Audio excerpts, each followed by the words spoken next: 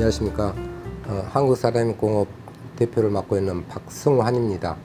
아마 제가 처음 창업할 1980년도 후반만 해도 세라믹 분야를 모르신 분들이 많았을 겁니다. 그때는 세라믹이란 용어가 일반화되지 않은 그런 상태였고 무기재료 또는 도자기 쪽이라는 그런 것으로 알려져 왔었습니다.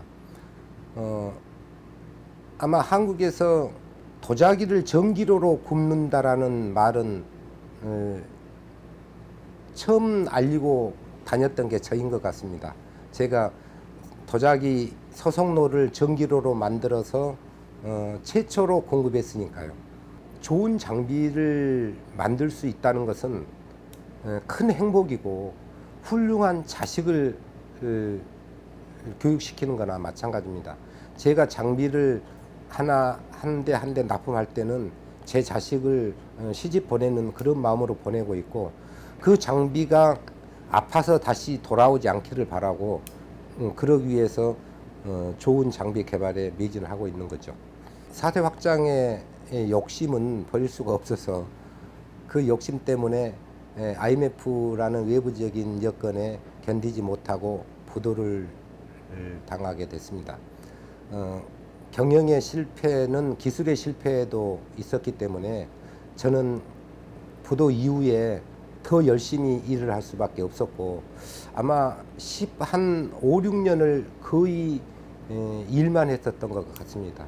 그 결과는 바로 이제 아이템의 확장이 이루어졌고 기술 개발이 이루어진 거죠.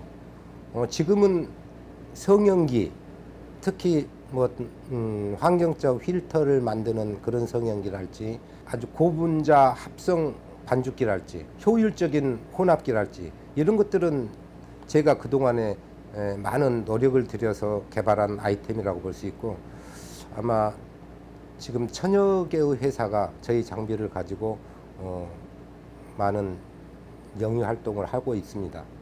특별한 경영 철학이라고 볼 수는 없지만 견리사의라는 한자 용어를 항상 마음에 새기고 있습니다. 견리사의라는 말은 어떤 이익을 보고 그 이익이 사사로움이 있는가를 먼저 생각하라는 뜻입니다. 제가 기계를 시집 보내고 어떤 이득을 취했을 때 합당한가를 먼저 생각하는 것입니다. 그 이유는 내 장비가 가서 그 회사는 그것으로 이익에 영유를 해야 되고 좋은 양품의 생산품을 만들어야 되기 때문인 거죠. 아마 이 생각은 앞으로 내가 장비를 개발하는 데 있어서 또는 업체의 요구에 의해서 장비를 만들어주는 데 있어서 꼭 필요할 것입니다.